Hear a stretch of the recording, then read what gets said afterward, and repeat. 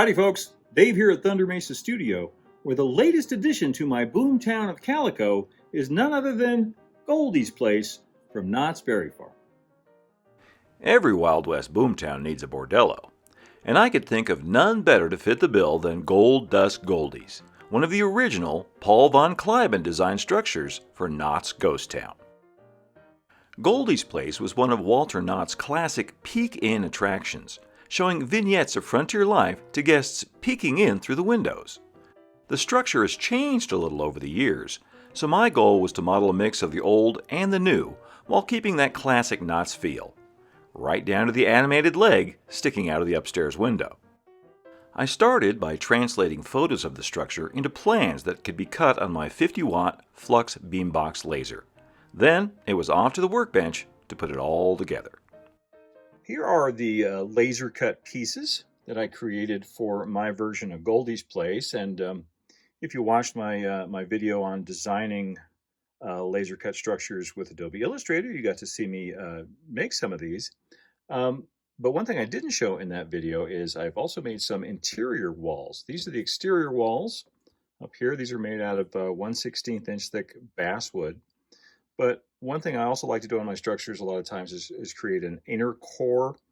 And this is going to be made out of 1/16 inch thick MDF and also a floor. I find having a laser cut floor keeps everything nice and straight and square. And this is made out of some 1/8 inch thick MDF. It's already got a hole cut in it to bring the wiring in for the electronics and the lights and things like that. And of course, I also have the doors and windows that you probably saw me create in the Designing with Illustrator video. The first thing I want to do is put this core structure together, the inner core together. And you can see it's got tabs and slots and locks together. And then the exterior walls will be laminated on the outside of that. And that makes a really nice, sturdy structure. And also when you have lights in a structure, it helps to stop any light leaks. Sometimes, even with a 16th inch thick basswood, you put an LED in there, sometimes you can see it glowing through the walls or where the scribing is on the walls. So this prevents that, makes a nice sturdy square structure. So first thing I'm going to do is put these interior walls together, and I'm going to glue them up with some good old yellow carpenter's glue. I like to use a small soft brush for applying glue. Some people prefer to use a flat toothpick. Whatever works best for you is probably the best thing, but I like the control I get with a brush, and I can dip it in the water and thin the glue down if I need to.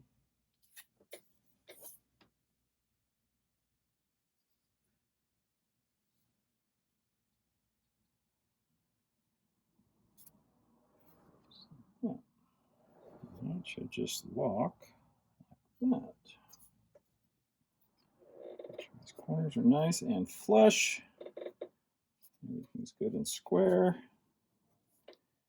Let that dry.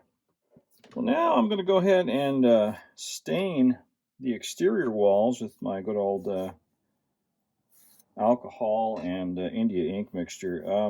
There is a risk whenever you stain thinner basswood like this that it's going to warp, but I still prefer to do it when it's flat ahead of time than after it's on the model. So I think if I stain both sides, this stuff's nice and flat now, and if I go ahead and stain both sides, the interior also, then I won't have a problem with it warping. Well, I've decided to go ahead and finish these walls on the flat. You can see I've already started applying some paint. And I'm using what's known as a stipple brush. But it's basically just a hog's hair brush. And you could probably get away with using a 1-inch hog's hair brush, stiff brush from the paint department at your hardware store. I'm just taking this as just regular cheapo white acrylic paint. And I'm just kind of smashing it on there like that. And it just creates these dots of paint. You could also use a sponge. Some foam, and so that's the first step. You get that on there, you get a pretty good coverage let that dry, and then come back with a wire brush and take off most of it, because it does tend to build up. Take off most of it. Remember that up here near the roof line, there's going to be more paint. It's going to be less weathered, and it's going to get more weathered as you get down closer to the bottom of the walls. So I'm going to go ahead and finish doing that with the other 3 walls here, and then we'll be well on our way. You may have noticed that once again I've chosen to laser etch the graphics in the front of the building. I tried that on the land office build, and I really liked the way that worked out, giving me that hand painted look, but some guides to follow in doing it. So I'm going to do that once again here, and on the prototype, this lettering, I don't know if you can see it because I've whitewashed over it, but is rooms. The word rooms is black, but it's not a true black. It's kind of a warm dark gray. If I was to go straight black on there, it would look way too intense and new. So I'm going to mix up some Vallejo black with some light brown. See if I can come close to that warm dark gray. So I'm going to go in and paint in these letters now by hand using, this is a number 1 and a 00 red sable brush. And what do I say? Always buy the best brushes you can afford. These are artist brushes. There are craft brushes which come very close to being this good, almost just as good. Look for red sable if you can, and use that. So I'm going to go in here. I'm going to take my glasses off so I can see, and start painting these letters in. Okay, I think that will work. I just want to take and very lightly with the wire brush. I'm going to start with this sidewall here. It really doesn't matter that much which wall you start with, as long as you get it aligned as perfectly as you can. Because the first one will determine whether the other walls line up. So, excuse me while I obsess over getting this perfectly aligned. I'm going to start with the notches for the rafter tails along the roof line.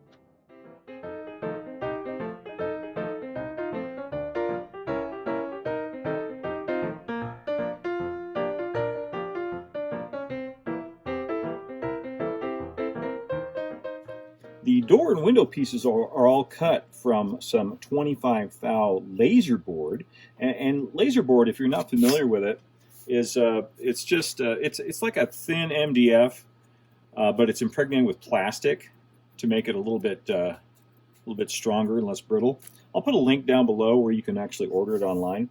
I can actually assemble the doors before priming and painting.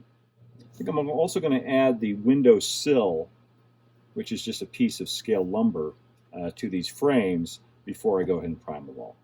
Yeah, I'll assemble these, add the window sills, and then we'll get some primer on there. Give this a good shake for about 2 minutes to make sure that the propellant and the paint is all mixed up together. And then I'm going to go back now that the primer's dry and give all these a light coat of Montana Verde. Montana paints.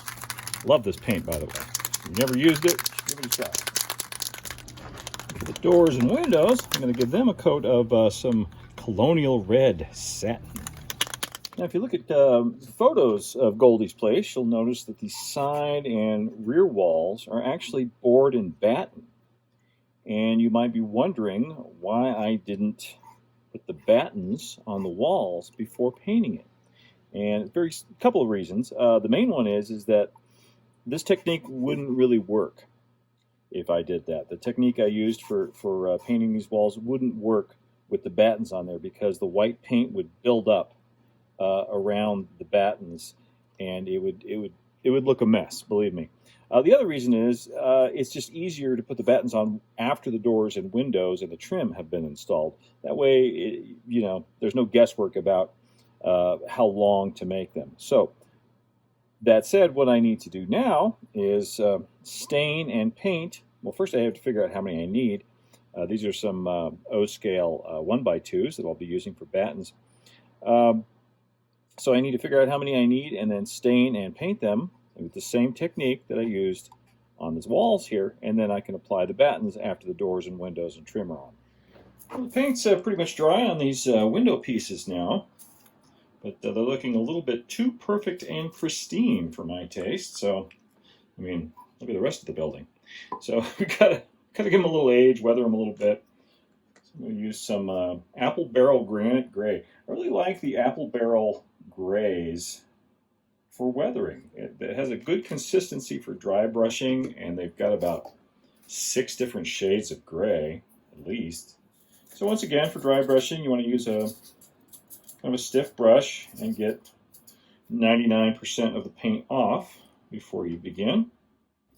Trust me, it's a lot easier to do this on the individual pieces before they're assembled into windows. Especially if you would like to, I don't know, not get paint on the glazing. So now is the time to do this. Now the same thing for the doors. I always like to add a little bit more weathering around where the doorknob is. And down here at the bottom. Now it's kind of mission critical to get this window casing aligned properly in the frame, because this fits inside the opening of the window for the window on the building, and it has to fit right. And that looks pretty good. Yeah. Don't need too much glue on there.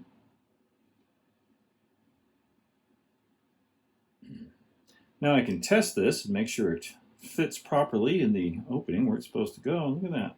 Good glove. I'm going to go ahead and glaze this window so I can show you the process, and then I'll do the other 6 off camera. I could have laser cut glazing for this, but I'm just using some from my scrap box. This is probably from some packaging that I saved. I just used the tip of the hobby knife to score, just to score little marks. To apply the glazing, I'm going to use some Eileen's tacky glue and a toothpick. Just a couple of dabs. Just a dab pretty much at each corner is all you need. Just try to handle the glazing by the edges whenever possible, and I know sometimes it's not possible, but do my best. Again, I want to make sure that the glazing is not sticking out over the edges here, so the window casing will still fit in the opening, and it does. Excellent. All right, now to build the other 6. Well, I've got all the windows glazed and put together. Also went ahead and glazed the door here to the front door the same way. And now I've been thinking about window treatments, believe it or not. Goldie's is, for lack of a better word, a house of ill repute, to put it politely. And so it makes sense that this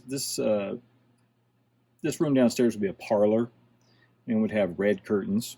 To model those, I'm using good old crepe paper. I've already done one, you can see here. I have a bit of an advantage here because I'm not detailing the interior of the structure. It's going to be a box full of wires and machinery, so I don't really have any room to detail the interior too. So I'm going to put curtains in the windows so you can't see in there. But it also means that I don't have to worry about what they look like from the inside. I can just, fold it over and glue it on there. And the trick to using crepe paper to make curtains is you got to fold it over like that to give it a little thickness, because it's actually, believe it or not, it's too thin to look right in scale just the way it is. So if you fold it over and double it, it gives it a little bit more body and weight to it. So and have it split down the middle like that, so you put one on each side. I installed all of the doors and windows in their respective openings with a few dabs of Eileen's tacky glue, and added knobs made from the heads of Atlas HO track nails to the front and side doors. Now I can do those curtains like I talked about. I'm going to fold this over. I just want a little bit at the top and at the bottom. And fold this in half. And these parts where the glue is, that's not going to show. Glue on the top, glue below the window.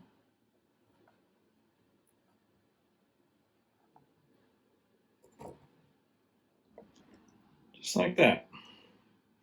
Now I'll do some curtains for the door. And then the upstairs windows were done in just the same way, using white crepe paper. All right, I've got curtains in all of the windows, except for this one where the leg is going to come out. I'm going to hold off on that because, I might need to make alterations or whatever.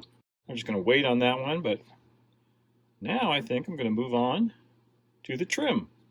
And this morning I laser cut some pieces for the cornice and the corbels that actually hold it up. This is from some 32 thou laser board. Now these corbels go together as sort of a little 3-layer sandwich. I'll build one of them for you here so you can see the process. We'll glue on the middle layer. Take this outer side, put that on there. Try and get that lined up with the back and the top as straight as I can. And flip it over. Glue on the other side and put the other side of the corbel on. This has a little tab on it. The corbels will slot up into the base of the cornice right here, each one. So I need to build 3 more of these. Okay, well, that's step 1. Now this most of this cornice is basically just a box that sits up on top of this shelf right here, and I'm going to cheat a little bit to do that. And I'm just going to use a couple of O-scale 9x9s and put a little trim on it, and that'll create that box. These will just sit there, one there, and then another one, 2 of them just like that. And to top off the cornice, I've got some 1/16 of an inch thick birch plywood from my scrap box. Nice topper on there. Now I can paint this up, and while the paint dries on this, I can do the rest of the trim.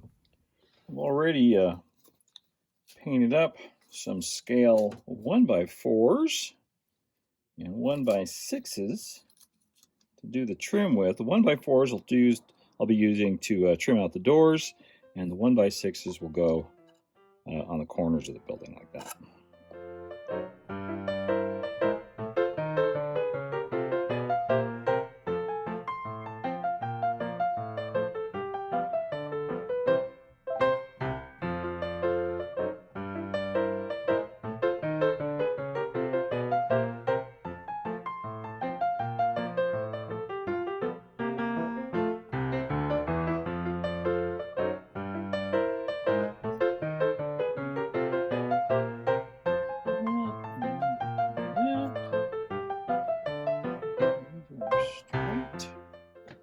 Looking at the plan here, there's this platform below the upstairs door and the stairs going down. I'm not going to build all of that right now, but I want to build the parts of the platform that are up against the wall, so when I put the battens on, they won't be in the way. So I'm going to build that first, and then we'll put the battens on around that. And I've already cut and stained the pieces of lumber that I will need. I'm going to do that right now, following my plan. I've got some scale 6x6s, which will be the primary supports of that upstairs platform. I can just slide the battens on there. I'm not going to lie to you. Doing this by hand, board and batten, is time consuming and can be a little tedious, just like any kind of board-on-board construction. And yes, you know, they do make O-scale board and batten siding, you know, milled siding that you can use, but I find that this looks better, and believe it or not, I kind of find it relaxing and meditative. So I don't mind it. I think the results are worth it. And that's how it looks with all the battens in place. Not bad, pretty happy with that. I distressed all of the trim with a wire brush, then went over it with a light wash of India ink and 70% isopropyl alcohol to darken the green and add a little age and weathering. Now I can start thinking about the animation and the lights and the leg out the window. And I think I'm going to use this cheap little figure that I have. This is a 1/50th scale figure, so pretty darn close. I'm going to brutally cut this figure apart, so if you're squeamish, you might want to fast forward. Because all I need is this leg, but I'm going to use the rest of her body to create the fulcrum for the mechanism. So, you know, I'm gonna cut it up, which is, you know, a little gruesome, but hey, we do what we have to do in this modeling game. And now we drill. It's actually back here.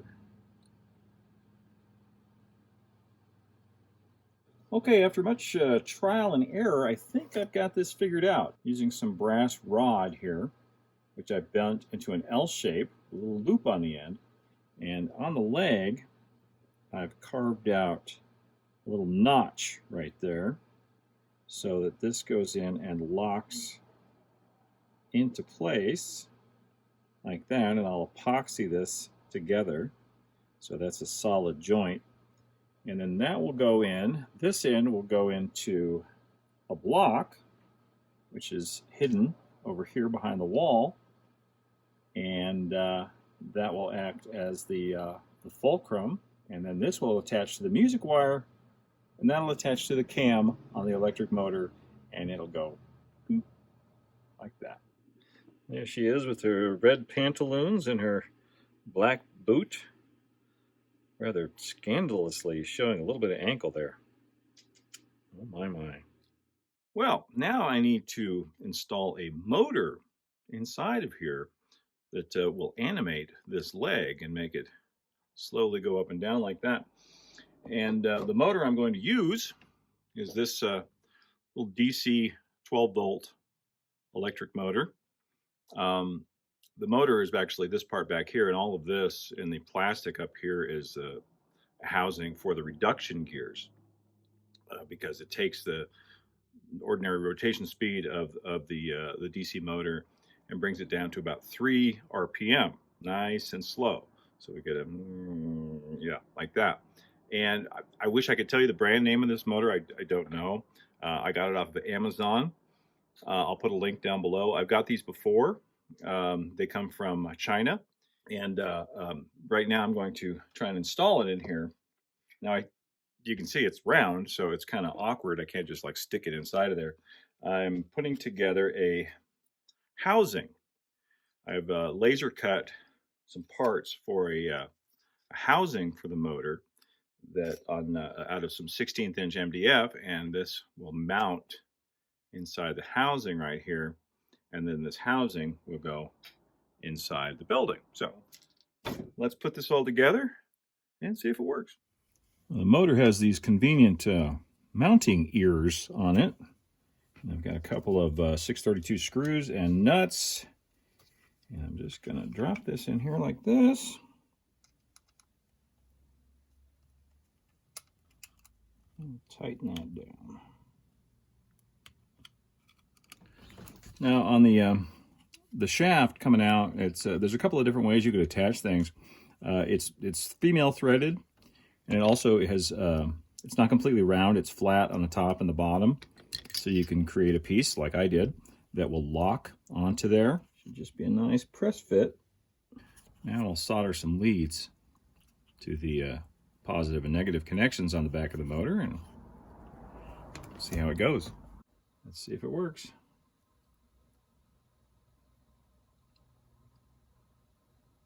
I love it when a plan comes together. Oh, I hate it when I outsmart myself. You know, naturally the hole that I put for all the wiring is right exactly where the motor needs to go. So I'm gonna have to drill a new hole back here. There, and that comes up like that. Yeah, okay. I got it.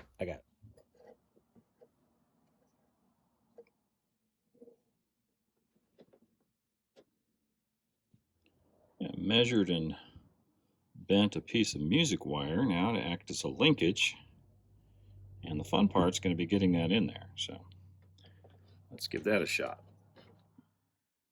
Well, it took a little doing, but I got the linkage all figured out and fine-tuned. Everything is working. And now I'm going to put the curtains in next. The trick was, of course, I had to put a bend in the middle of the music wire right there to give it a little spring action and take up the slack on each end. And now works great. I'll get the curtains on there and I'll give you a little demonstration. Going up. And she'll hold there for a moment. And then ease on back down. And just to be certain that the mechanism can't be seen at all through the front windows, I've created a little partition here out of some illustration board and some scrap wood and painted it a deep, deep red. Okay, there we go. And of course, when that's illuminated, it'll give a nice red glow to the interior, which is appropriate for a structure of this kind. So the next little project I want to do is add a lantern up here next to this upstairs side door. And since this is the red light district, I want it to be a red lantern. And I'm going to use this little 3mm red LED, little piece of plastic tubing, some paint, and some scraps from my scrap box to make this look like a lantern.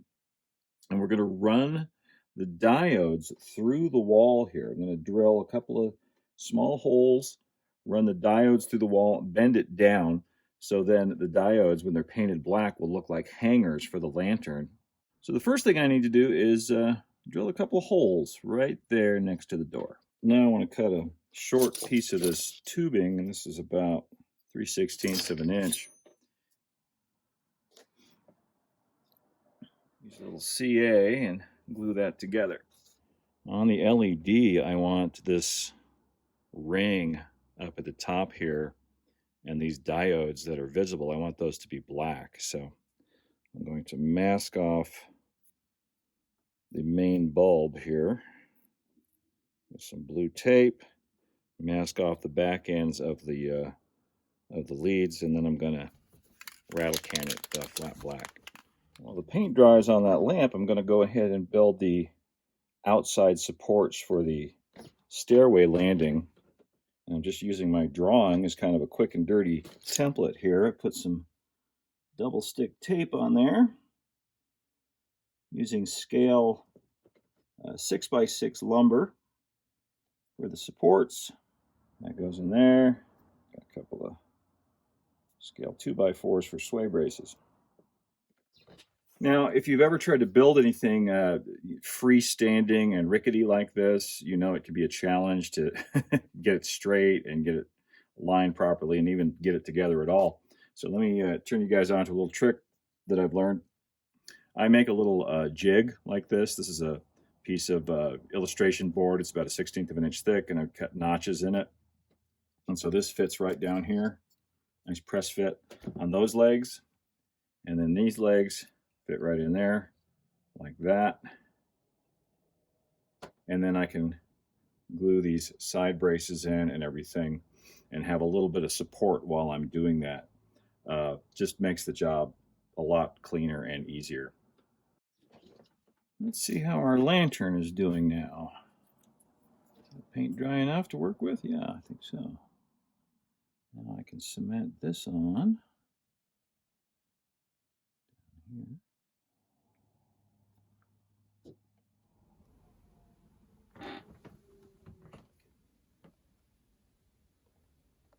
Thread those through there.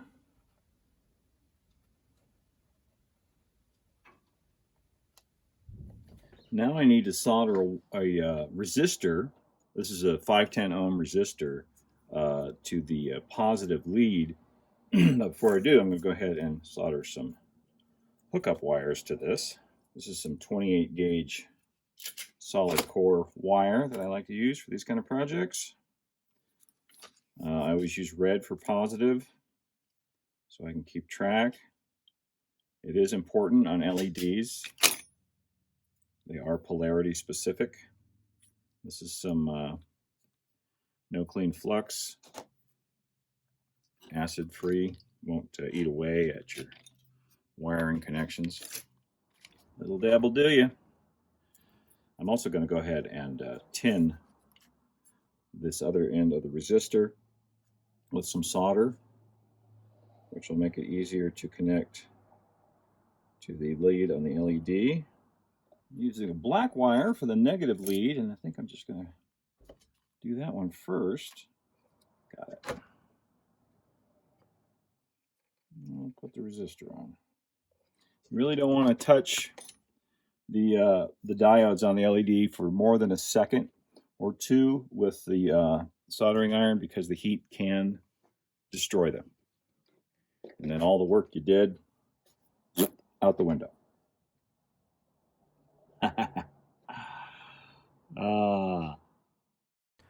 I finished off the landing with a railing made from scale 4x4s and 2x4s, then turned my attention to the stairs I had designed and laser cut from some 1/32 inch thick basswood.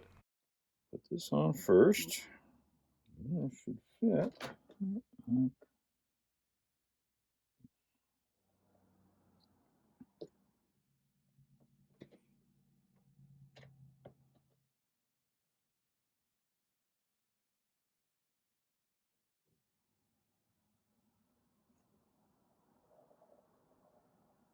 Okay, now I can put each of the treads on. Some of them I have to cut away a little bit of material to fit up against the wall, and also to accommodate the railing that I'm going to add. Just figure that out as I go here. Then I built the stairway railing with some 3x3 posts and 2x4s. This was slow and painstaking work, but fortunately, I like that kind of thing. And the last piece of this particular puzzle is another 6x6 post to hold up the staircase. It goes right here. Now in this structure, the board sidewalk is going to be connected to the front of the building, because there's an awning that comes out with posts that come down, and that's just the easiest way to do that. And I'm going to build the board sidewalk, or the front porch, out of some scale 4x4s and coffee stir sticks for the planks. Now I've got a nail in a pin vise here, which I like to use to add nail holes. Things like this. So here's my straight edge. Line it up with the board underneath, and just 2 in each board.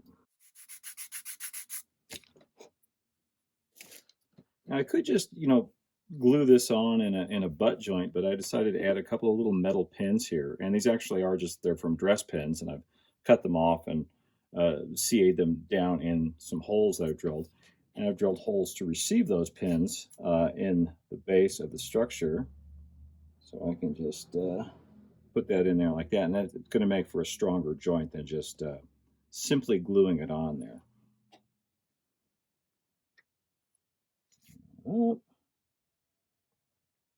The porch roof on Goldie's place has a pretty noticeable sag in it. So I've taken some illustration board and I've scribed it, and I've added a little bit of grain with a razor saw, and I'm just gonna color it with some watercolors, mixing up kind of a warm gray here to match the rest of the stain. This is just some cobalt blue and burnt sienna mixed together. Now I'm just adding some rafters to the underside of the roof here. Some 2x4s that I've cut to length and stained. Putting those on 24-inch centers, which is probably why the roof sags. It's kind of underbuilt, if you think about it. Looking at some photos from the early days of Knott's, I noticed a very interesting thing about this porch roof. Originally, it was not shingled. It didn't have shingles on it. It had plank roofing, like that. Probably 1x12 planks, and then it had like battens on top of them. And that's just a wonderful kind of Boomtown detail. I'm sure they long ago replaced that with some fireproof shingles. But I'm going to replicate that early look here with some O-scale 1x12 boards and some 1x4s on top of those. It probably leaked like a sieve, but you know, it looked cool. Small price to pay, I think. I'm using some Eileen's tacky glue instead of usual yellow glue because I want this to bite and hold immediately. Because I'm kind of going to be defying gravity with it here for a minute. Should fit right above this trim piece. Another interesting thing is there's only 2 supports holding it up, and I'm using 6x6s. Probably the other reason it sags.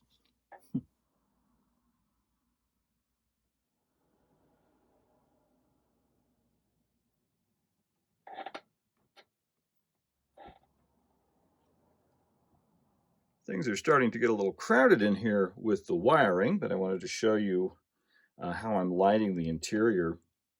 Up here in the front, I've got a 3mm warm white LED just to light the front parlor there. And back here against this wall, I've got another 3mm yellow flickering LED. And these are just installed with some foam tape to the wall there, so if I ever need to replace them, I can. And right now, I'm going to wire them all up together. All the lights are going to be wired together in parallel, so that that's just one nice pigtail of wires coming out the bottom.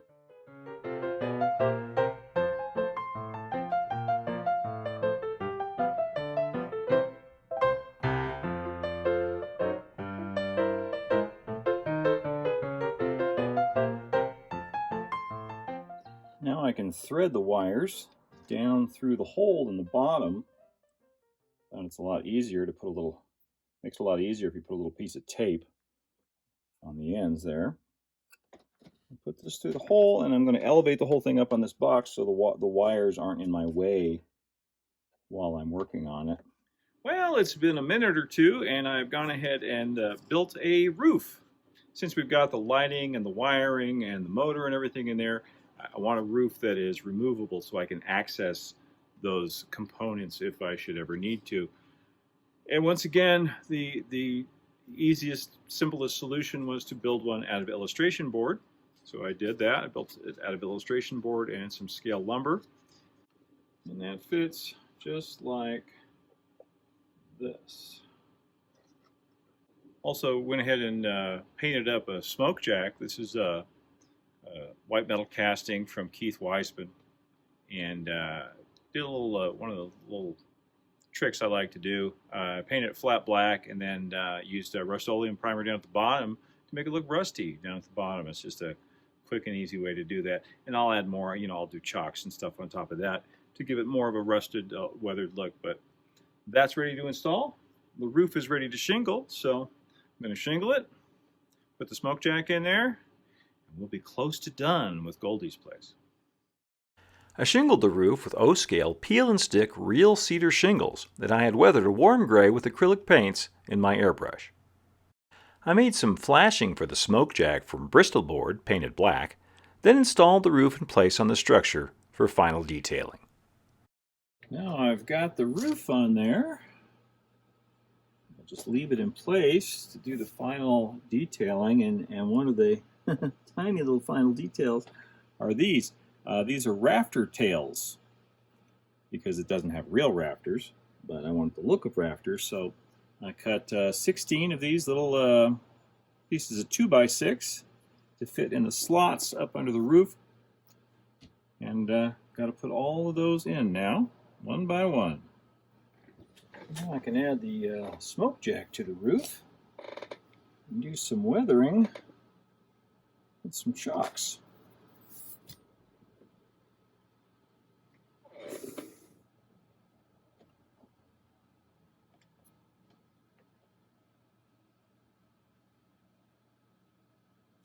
Now, I certainly can't forget this important detail. Sign that says Goldie's Place. They made this up on the computer with Adobe Photoshop and printed it out at high res on some photo paper and laminated it to some Bristol board to give it a little weight and thickness like a wooden sign. Painted the back dark gray. The edges. Well, I think we can put it in place. Let's see. Now this sign has been in at least 3 different places that I'm aware of on the building. Hanging from the porch, on top of the porch awning, and most recently up here between the 2 windows. I like it hanging on the porch down here, hanging off the awning. Okay, well, I think we can put it over on the layout now.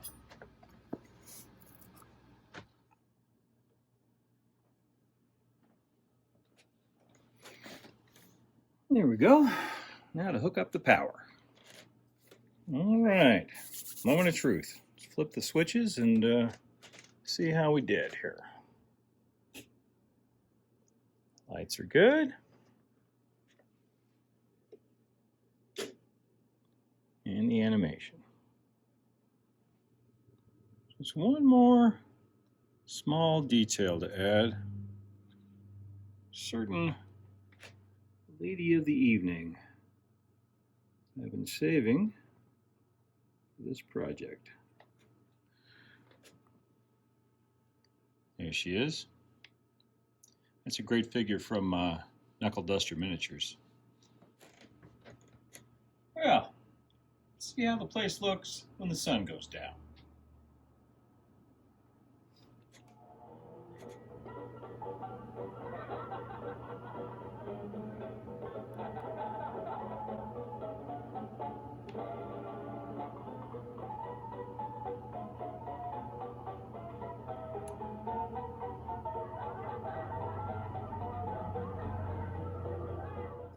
You can probably tell I had a blast building Goldie's place. This was really a lot of fun. I love adding animation and details like this to the layout. It just brings everything to life.